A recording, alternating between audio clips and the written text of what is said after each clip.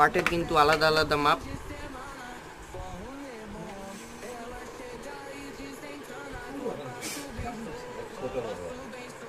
তো এরকম হবে, খুব সুন্দর দেখতে লাগছে আর স্ট্রেন্থও হয় ভালো। তো আমরা দেখে নেব কি করে বানাতে হয়।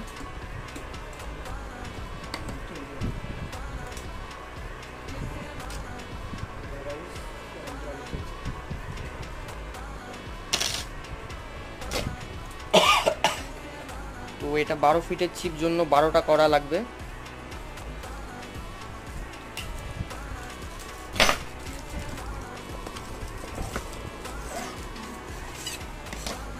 সবার থেকে হার্ডেস্ট চিপ এটা।